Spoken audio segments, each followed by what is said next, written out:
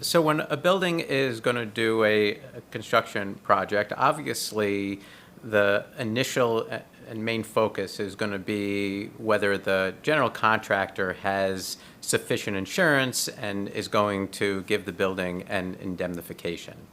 But in many instances, the contractor is going to have some or sometimes all of the work subcontracted out.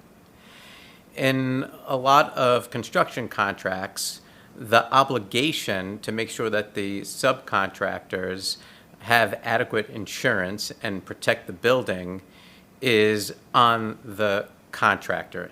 So it's like the fox being in charge of the hen house. And in many instances, the contractor is not going to adequately protect the building.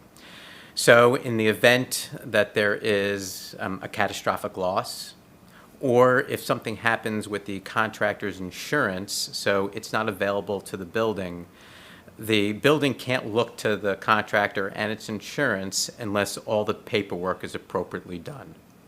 So the preferred course of conduct for a building and a best practice is when you enter into a contract with a general contractor, have the general contractor list out who the subcontractor is going to be on the project, and then require the contractor to deliver insurance and indemnification agreements between the building and the subcontractor directly before those subs will be allowed to come on the job and do the work.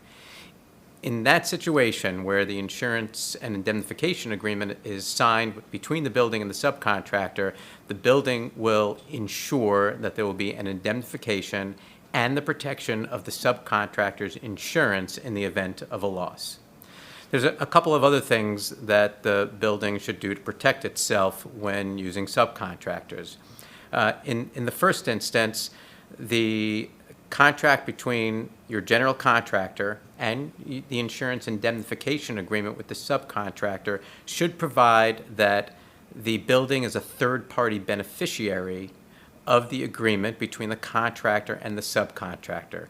Because in that instance, if the subcontractor performs some work that causes damage to the building or performs defective work that needs to be redone, the building will have recourse against the contractor directly and against the subcontractor directly. So there will be two direct pockets to go after. In addition, you should provide in the contract with your general contractor and in the subcontract that the subcontract can be assigned to the building. And that will be important because if you need to terminate your contractor, you can then either cause the subcontract to be assigned to your new contractor, or you can arrange for the subcontractor to actually do the work for you directly if that's feasible.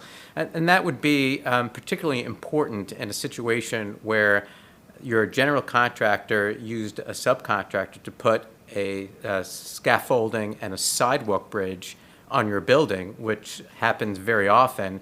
Then if you need to terminate your contractor, the successor contractor can then use that sidewalk bridge and the scaffolding, and you won't be held up by having to have the contractor take that equipment off your building.